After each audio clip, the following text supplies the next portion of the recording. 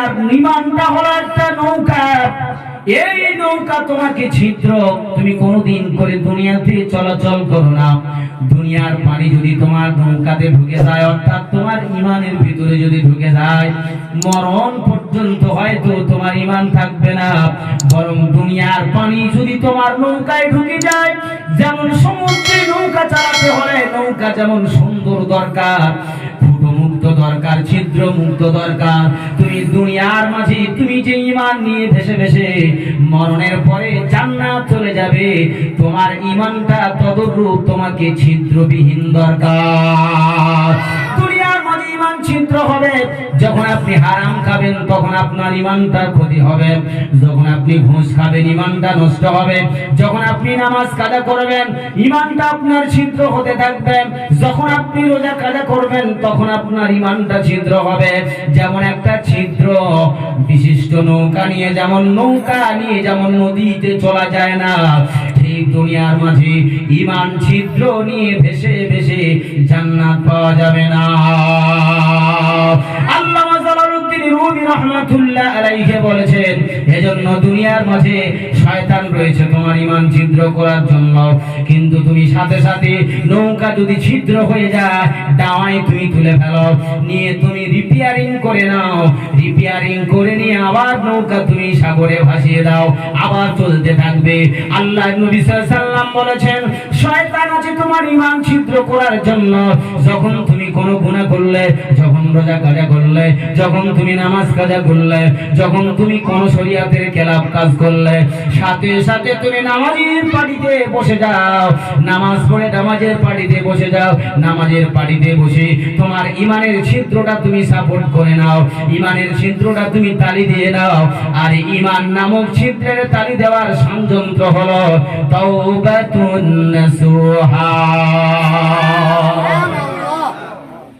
একটু জোরে বলেন না সুবহানাল্লাহ।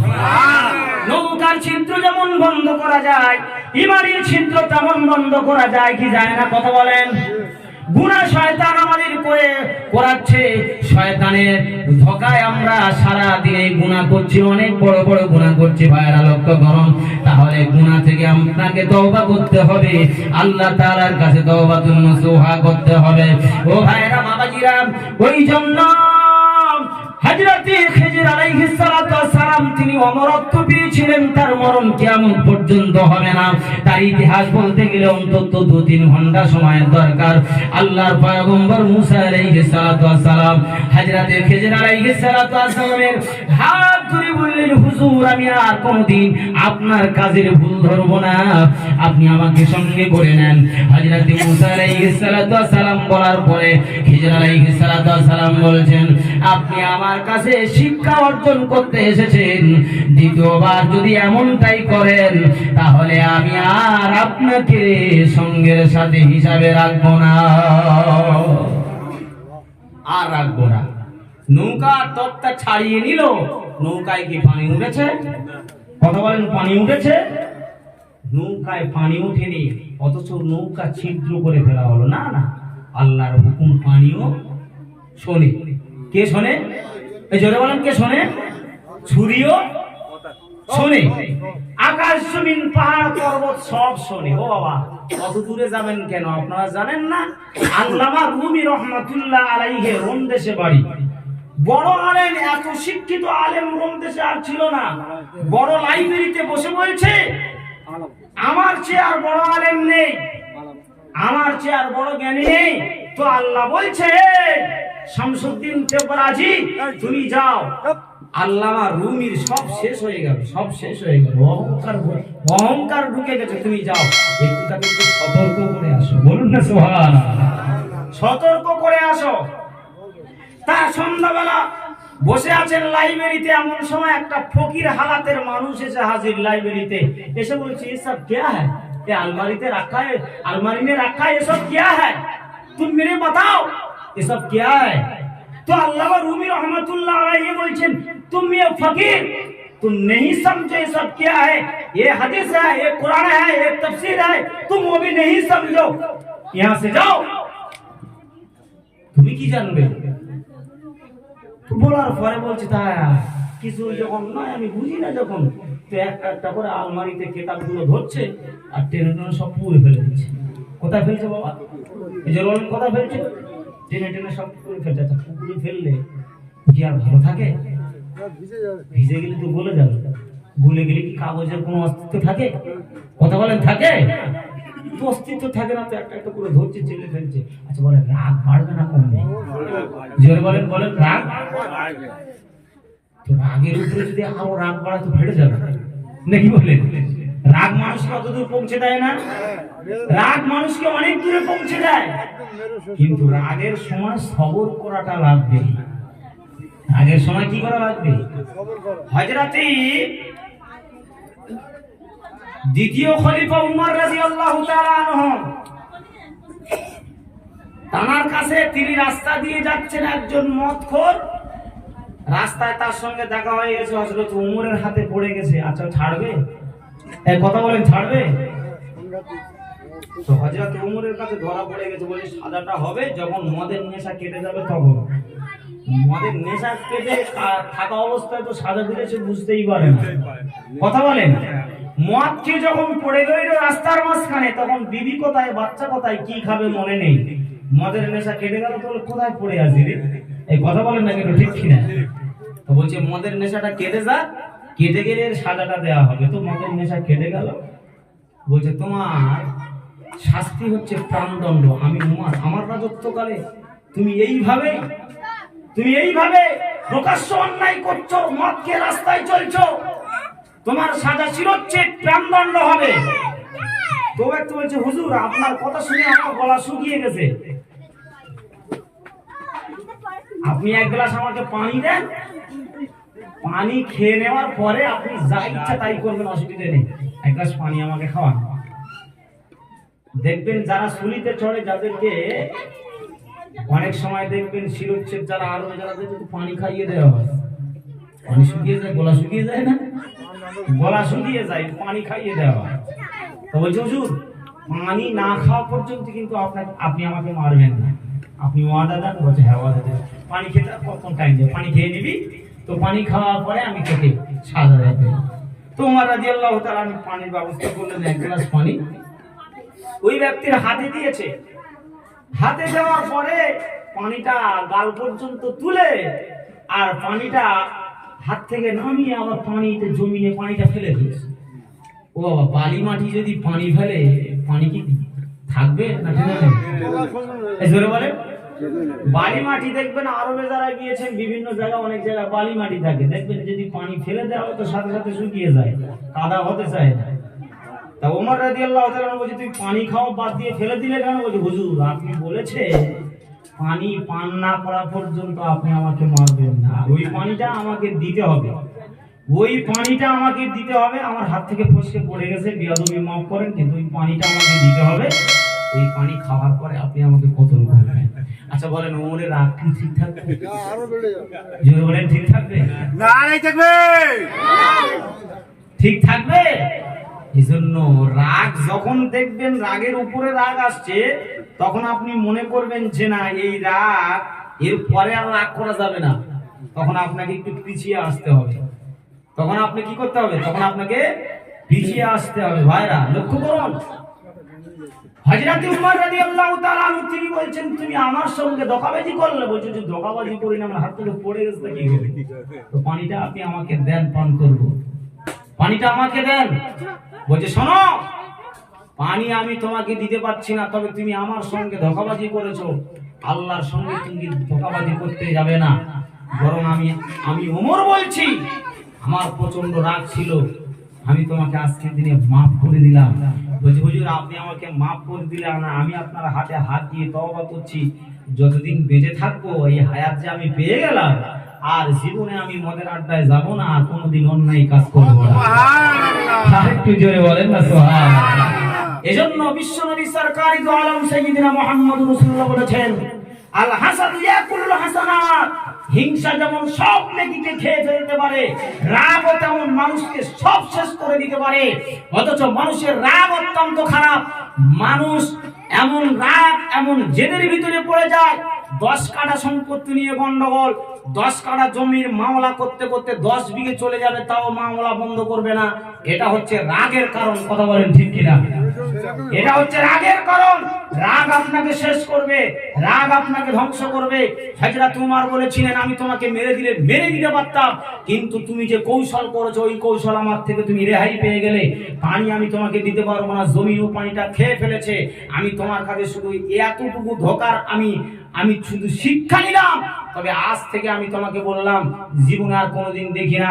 তিনি তওবা করলেন, তওবা করে ইমানদার এমন হয়ে গেলেন, হযরত উমর ফারুক রাদিয়াল্লাহু তাআলা আনহু শাগরেদ হয়ে গেলেন।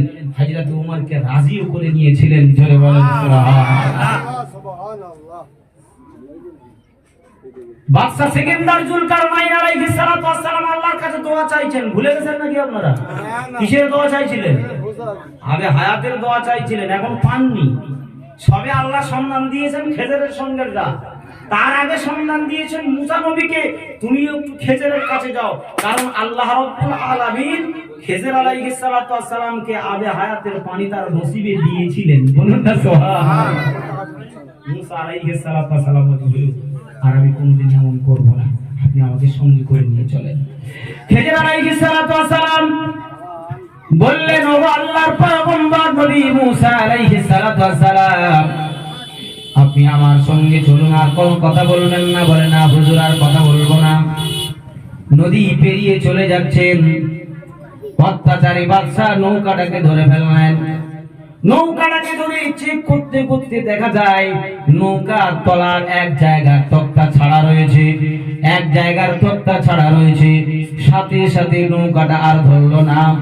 বাদশা সিকিন্দার জুলকারনাইন আলাইহিস সালাতু ওয়াস সালাম তিনি বলেন, আমি সেই খেজরের সঙ্গের সাথে হয়েছিলাম, যে খেজর আলাইহিস সালাতু ওয়াস সালাম যিনি নৌকার তক্তাও ছাড়িয়ে দিয়েছিল।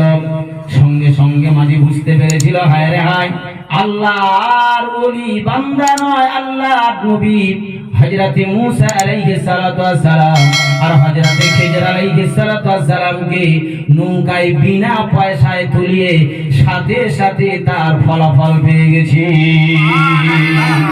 সাথে সাথে ফল পেয়েছি, সাথে সাথে ফল পেয়েছি, ফল দেরি হয়নি।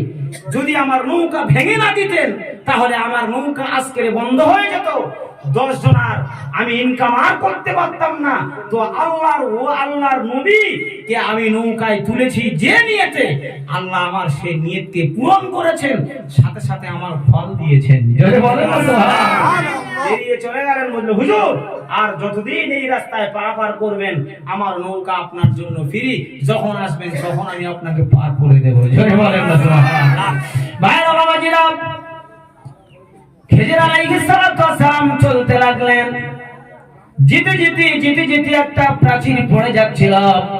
পড়ে যাওয়া প্রাচীরকে সেই প্রাচীরের যারা মালিক তাদের কাছে বলেছিল, আমরা অক্লান্ত পরিশ্রমী, আমরা ফারাক্রান্ত হয়ে গিয়েছি, আমাদের কিছু খাবার দেবেন। বলে, না খাবার হবে না। কোথেকে আসছেন আপনারা? বলছে, আমরা অনেক দূর থেকে আসছি, নদী পেরিয়ে আসছি, একটু খাবার দেবেন। বলছে, তা খেজর আলাইহিস সালাতু ওয়াস সালাম বলছে, মুসা কাজ করো, ওই যে ওই প্রাচীরটা ভেঙে গেছে, ওই প্রাচীরটা ঠিক করে দাও, দুজন মিলে ঠিক করে এসো। খেয়ে দিয়ে কাজ আছে, এত পরিশ্রম, খাওয়া নাই, দাম নাই, এত ক্ষুধা লেগেছে, তার বাড়ি একটু খানা চাইলাম, দিল ওরা, আর তার পাশে ঠিক করে দেবেন, এটা হতেই পারে না, এটা হয় না। বলছে, তুমি দেবে না? বলছে, না। বলছে, আমি নিজেই দিই। বলুন না সুবহানাল্লাহ। আরে কিছু কিছু কাজ আছে বিনা পরিশ্রমে, বিনা পারিশ্রমিকে করতে হয়। কথা বলেন না কেন? ঠিক কিনা? তার কল্যাণের জন্য করতে হয়, নিজের কল্যাণের জন্য করতে হয়। সব জিনিসের পারিশ্রমিক আশা করা যায় না, বরং পারিশ্রমিক আমার আল্লাহ থেকে বরাদ্দ হয়ে যায়। জোরে বলেন সুবহানাল্লাহ। কিন্তু আমরা মানুষ তো সেই জিনিসটা চাই না, আমরা সরাসরি পারিশ্রমিক নিতে চাই। তো কি করলেন? নিজের হাতে প্রাচীরটা ঠিক করে দিলেন, দিয়ে চলতে লাগলেন। বলে, হুজুর আপনি এই কাজটা কেন করলেন? সে আপনাকে দেখলো না, আপনি তাকে দেখলেন। সে আপনাকে কিছু খেতেও দিল না, আপনি তাকে এতটা উপকার করে দিলেন, কোনো পারিশ্রমিকও নিলেন না। ব্যাপারটা কি? বলছে, আরে ব্যাপার তুমি বুঝবে না, আমি বলেছি না তুমি আমার সঙ্গে চলতে পারবে না, আমি বলেছি তুমি আমার সঙ্গে চলতে পারবে না। তুমি কাজ তো করোনি, আমার সঙ্গে সহযোগিতাও করোনি, বরং বাধা দেওয়ার জন্য তুমি আসো একা। আমার সঙ্গে থাকতে হবে না, তুমি চলে যাও। বলছি হুজুর এই শেষ চান্স, হুজুর এই শেষ চান্স। তো ও যখন লাইব্রেরি থেকে যখন কেতাবগুলো সব নদী পানিতে ফেলে দিচ্ছে, তো রাগ চরমে উঠে গিয়েছে। তো রাগ যখন চরমে উঠে গিয়েছে, তখন তো উনি তো হাদিস কোরআন পড়েছেন। না না, আল্লামা রুমি রহমাতুল্লাহ আলাইহি বলছেন না, এটা হয়তো আল্লাহর কোনো পরীক্ষা হতে পারে। জোরে বলেন না সুবহানাল্লাহ। তো উনি ধৈর্য ধরলেন, ধৈর্য ধরে তিনি চলে যাচ্ছেন। চলে যাওয়ার সাথে সাথে দেখা যাচ্ছে লাইব্রেরিতে দাউ দাউ করে আগুন ধরে উঠেছে। বিনা মেঘে বজ্রপাত, জানেন আপনারা? শুনেছেন হয়তো, কোনোদিন দেখেননি। বিনা মেঘে বজ্রপাত হতে পারে, যেখানে আগুন নেই সেখানে আগুন লেগে যেতে পারে আল্লাহর হুকুমে। এটা আপনি বিশ্বাস করেন, আল্লাহর প্রতি বিশ্বাস রাখেন। তো যখন তিনি চলে যাচ্ছেন দাউ দাউ করে, যখন আগুন ধরে উঠেছে, তখন আমার ঘুম ভেঙে গেছে। ছুটে গিয়ে পায়ে ধরে বলছি, হুজুর বেয়াদবিটা মাফ করে দেন। বলছি তুমি কি বেয়াদবি করেছো? আমি কিছু বুঝি না আর জানিও না। বলছে না হুজুর, নিশ্চয়ই কোনো কিছু হয়েছে, আমার বেয়াদবি হয়ে গেছে, আপনি মাফ করে দেন। পাওয়া আপনার ছাড়বো না যতক্ষণ না মাফ করে দেবো। বলে কি হয়েছে? বলছে আমার লাইব্রেরিতে আগুন ধরে গেছে। তো লাইব্রেরিতে আগুন ধরে গেছে, আমি কি করবো? বলছে হুজুর না, আপনি মাফ করে দেন। যখন এই মাফ করেছে, সাথে সাথে লাইব্রেরি থেকে আগুনটা নিভে গিয়েছে। কিসের আগুন ধরেছিল? এজন্য বলেন কিসের আগুন? অহংকারের আগুন। যে অহংকারের আগুনে পুড়ে আজরাইল ছাই হয়ে গিয়েছে। দুনিয়ার মাঝে আজরাইল শয়তান নামে পরিচিত রয়েছে। আল্লাহ তাআলা বলেছেন, ইন্নাশ শাইতানা লিল ইনসানি আদুউম মুবিন। হে দুনিয়ার মানুষ, শয়তানকে আমি তোমাদের জন্য প্রকাশ্য দুশমন বললাম। রোজার মাস আসলে কিভাবে রোজা কাজা করাতে হয় সে শয়তান জানে। নামাজে রক্ত হয়ে গেলে কিভাবে নামাজ ছাড়াতে হয় সে শয়তান জানে। হারাম কিভাবে খাওয়াতে হবে সেটা শয়তান জানে। কারণ তোমাদের পিতা আদম আলাইহিস সালাম জান্নাতের ভিতরে থেকে নিরাপদে থেকে সেখানে যদি ফল খাইয়ে জান্নাত থেকে বার করতে পারে, দুনিয়ার মাঝে তোমাদের নামাজ কাজা করাতেই পারে, এটা স্বাভাবিক। তোমাদের রোজা কাজা করাতেই পারে, এটা স্বাভাবিক। বরং আমরা মনে করব, যখন রোজা আমরা স্বেচ্ছায় ছেড়ে দিচ্ছি, গুনাহ দুই কারণে হয়। আপনি বুঝবেন কি করে শয়তান আপনাকে গুনাহ করিয়েছে? মাসে আপনি নিজে গুনাহ করেছেন, এটা জানবেন কি করে? জানার একটা স্কেল আমি আপনাদের কাছে দিয়ে যাচ্ছি, ভালো করে শুনবেন। গুনাহ তো মানুষ অনেকেই করে, কিন্তু কোন গুনাহটা শয়তান করালো আর কোন গুনাহ আপনি নিজে করলেন, এটা আপনাকে যাচাই করতে হবে। যদি যাচাই না বাছাই করেন, তাহলে কিন্তু আপনি গুনাহ থেকে বাঁচতে পারবেন না। যে গুনাহ করে মানুষ আনন্দ পায়, ওই গুনাহটা মনে করবেন শয়তান করিয়েছে। এই কথা বুঝতে পারেননি আপনারা? মুসলমানের ঘরের ছেলেরা গান বাজনা দিয়ে দেখবেন নাচে, আপনাদের এদিকে নেই হয়তো। গান বাজনা দিয়ে নাচে, ছেলের বিয়ে হচ্ছে, ছেলে নিয়ত করেছে আমার বিয়েতে গান বাজনা দেব, বাপ বলছে এই গান বাজনা দেওয়া জায়েজ না। বলছে আমি নিয়ত করেছি আমার বন্ধু বান্ধব আসবে, তাদের বিয়ে গান বাজনা না দিলে আমার বিয়ে শুদ্ধ হবে না। বলেন না নাউজুবিল্লাহ। শয়তান তো তোমার ঘিরে ফেলেছে। তো ওই সন্তানের পেট থেকে যে নাতি আর নাতনি জন্মগ্রহণ করবে, তুমি দাদি আর দাদু তোমার বড় আদর করবে। কথা বলেন না কেন, ঠিক কিনা? বড় আদর করবে। ও তো পাকা শয়তান হবে। ওর দ্বারাই দুনিয়া শেষ হবে, ওর দ্বারাই মার্ডার বেশি বাড়বে, ওর দ্বারাই হারাম করবে যে তৈরি হবে, ওর দ্বারাই মদখোর বাড়বে, ওর দ্বারাই মসজিদ খালি হবে। জোরে বলেন কথা ঠিক কিনা? মসজিদ খালি হচ্ছে এমনি, সেই জন্যই হচ্ছে আমাদের জেনারেশন, ওই জেনারেশনের কারণেই হচ্ছে। আর বর্তমান মসজিদ আর মাদ্রাসা গুলো, এগুলো তো সব একেবারে খেলনার পুতুল তৈরি হয়েছে। কথা বলেন ঠিক কিনা? খেলনার পুতুল তৈরি হয়েছে, এটা লক্ষ্য রাখতে হবে। বিশ্বনবী সরকারে দু আলম সাইয়্যিদিনা মুহাম্মদুর রাসূলুল্লাহ সাল্লাল্লাহু আলাইহি ওয়াসাল্লাম বলেছেন, এই জন্য তোমরা লক্ষ্য করো, যে গুনাহ যদি হয়ে যায়, যদি মন কাঁদে, ভালো করে বোঝেন, যদি কোনো গুনাহ আপনি ধরে নেন আপনার যে কোনো কারণে একটা নামাজ কাজা হয়ে গেছে, যদি ওই নামাজ কাজার দরুন আপনার মন খারাপ হয়ে যায়, তাহলে আপনি মনে করবেন এই গুনাহটা আমার নিজের কারণে হয়ে গেছে, বোঝার ভুলে হয়ে গেছে। আল্লাহ তাআলা বলছেন, যদি মন খারাপ হয়ে যায়, আমি আল্লাহ বলছি ওই মন খারাপের দরুন আমি আল্লাহ তার তওবা হিসাবে কবুল করে নেই। গুনাহ করে আনন্দ পাবেন না, গুনাহ করে নামাজ কাজা করে গল্প করবেন না যে আমি নামাজ কাজা করেছি, জুমায় যেতে পারিনি। অন্যায় করে মানুষের কাছে গল্প করবেন না, ওই গল্প কিয়ামতের দিনে তা আপনার কাঁটা হয়ে দাঁড়াবে।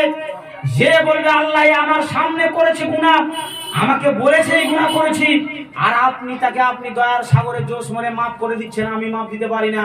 আল্লাহ বলবেন, বান্দা আমি গফুরুর রহিম থাকলে কি হবে, তুই গুনাহ করেছিস তো বটে, আর দু চারজনের নিয়ে গুনাহ করেছিস, আর দু চারজন যদি সঙ্গেও না থাকতো তুই গল্প করেছিস, আজকের দিনে মহাশরের মহাপদের তুই বিপক্ষে সাক্ষী দিবে, এই জন্য তোরা জান্নাতে যেতে পারবি না।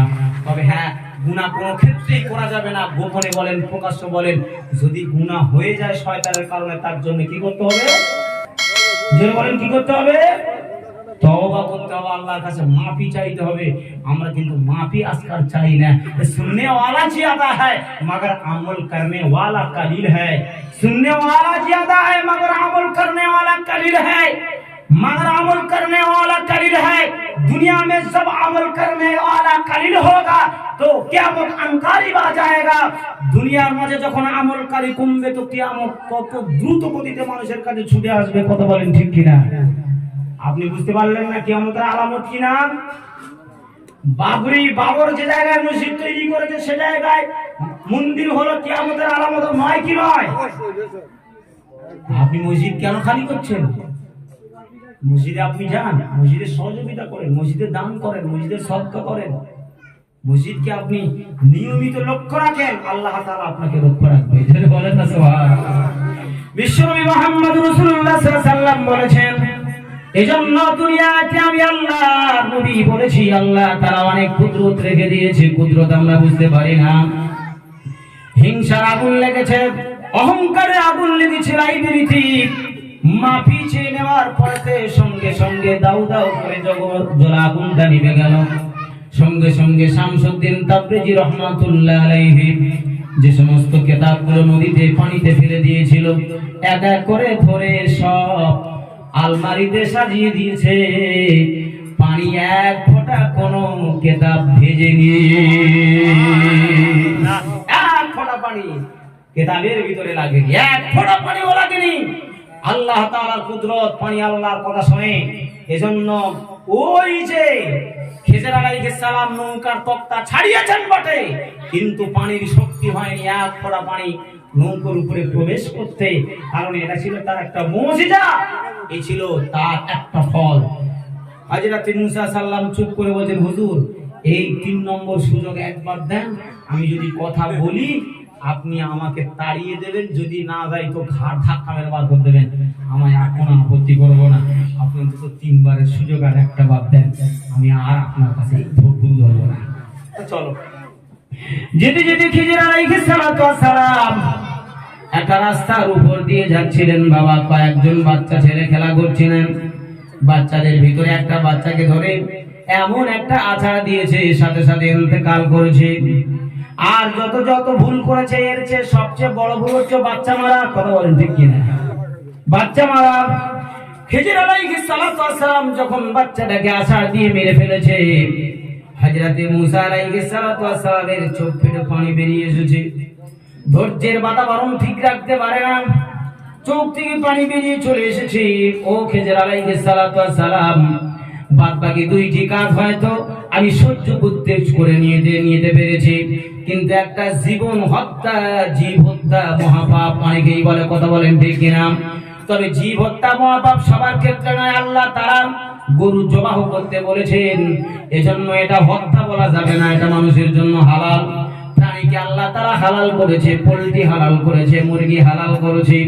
এগুলো আপনি যতই আপনি জবাহ করে খাবেন, এগুলো কিন্তু অন্যায়ের খাতায় নাম লেখা হবে না, কারণ এগুলো আল্লাহ তাআলা আপনার জন্য রুজি স্বরূপ করে বানিয়ে দিয়েছে। তবে আল্লাহ তাআলা যেগুলোকে মারতে নিষেধ করেছেন, যেমন আল্লাহ তাআলা বলেছেন, নবী বলেছেন, টিকটিকি মেরো না, ব্যাঙ মেরো না, কারণ ব্যাঙ যদি তোমার ঘরে থাকে ব্যাঙ মেরো না, কারণ ব্যাঙ এমন একটা জীব, যখন হযরত ইব্রাহিম আলাইহিস সালামকে আগুনের ভিতরে ফেলে দেওয়া হয়েছিল, ব্যাঙ ছুটে ছুটে ইব্রাহিমের আগুনের দিকে যাচ্ছিল। ভাইরা, ইব্রাহিম সাল্লামের দিকে যখন ব্যাঙ ছুটে ছুটে যাচ্ছিল, তখন জিজ্ঞাসা করা হয়েছিল, ব্যাঙ তুমি কি জন্য আগুনে যাচ্ছ?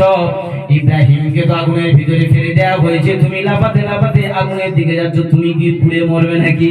বলে না রে না, আমি ইব্রাহিম নবীকে একটু সহযোগিতা করার জন্য যাচ্ছি। তুমি কি সহযোগিতা করবে? হাজার হাজার হাজার হাজার ব্যাবিলনের যুবকরা দাঁড়িয়ে আছে, কেউ সহযোগিতা করতে পারে না।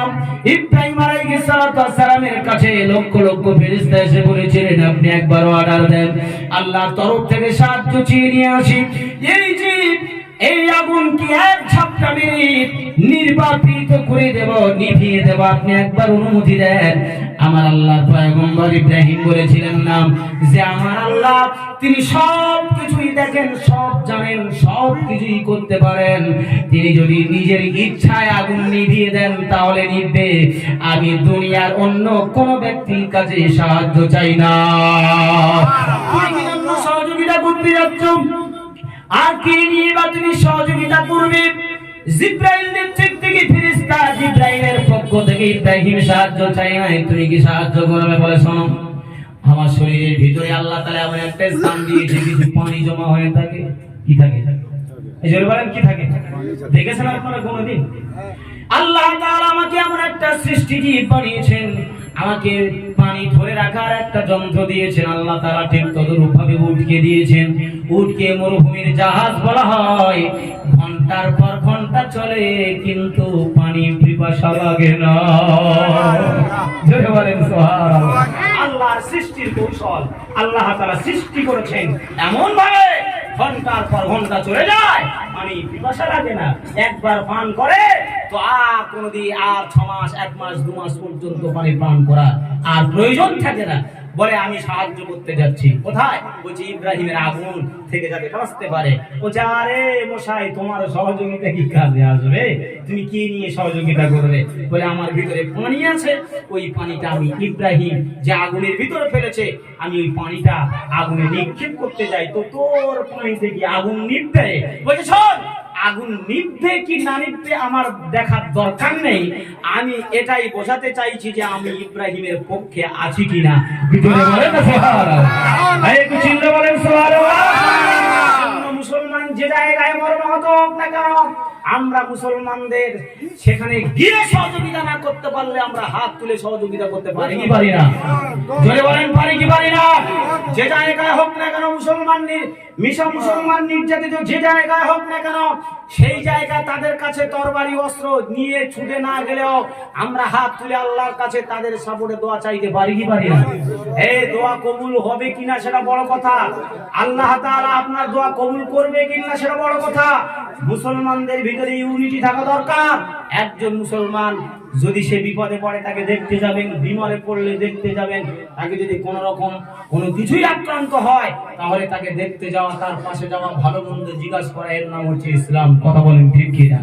এখন তো ভাই মরে যায় অপর ভাই দেখতে যায় না, ভাই মরে যায় অপর ভাই দেখতে যায় না, ভাই মরে ভাই বিছানায় পড়ে গেছে তো অপর কেউ দেখতে চায় না। বরং লক্ষ্য করা দরকার আমরা ইসলামের ভিতরে আছি কিন্তু ইসলামের কৃষ্টি কালচার আমাদের থেকে সব বিদায় হচ্ছে। কথা বলেন ঠিক কিনা? বাপ মরে গেছে, অনেক সময় বেটা যায় না, মাটি দিতে যায়, অনেকে অনেক জায়গা যায় না, বরং এগুলো আমাদেরকে লক্ষ্য রাখতে হবে। আল্লাহ তাআলা, আমি 12টা পর্যন্ত বলার কথা বলেছিলাম, 12টা সেই 20 বাজতে যায়, অনেক বেলাও হয়ে গিয়েছে। হ্যাঁ, খিজির আলাইহিস সালামের একটা না, ওখানে আবার 3টে জড়িয়ে আছে। যে 3টে ভুল হযরতে মুসা করেছে তার উপযুক্ত জবাব দেবেন তিনি, যে তোমার ভুল করার দ্বারা কেউ আপত্তি করেনি, আর আমি যখন ভুল করেছি তুমি আপত্তি করেছো। সেগুলোর কথা তাফসীরে অনেক বেশি বড়, কারণ ওই যে শুআয়ব আলাইহিস সালামের মেয়েরা বুক বিচারণ করছিলেন, মুসা আলাইহিস সালামের শেষ করা যাবে না। যারা বোঝেন তারা জানেন। আসেন আমরা মহব্বতে দাঁড়িয়ে একটু সালাতু সালাম পাঠ করে একটু দোয়া ছোট্ট করে হবে, কবরস্থানে যাওয়া হবে, একটু সালাম পড়ে নিই, আমরা একটু দোয়া করব, তারপর জিয়ারতে যাব। ইয়া নবী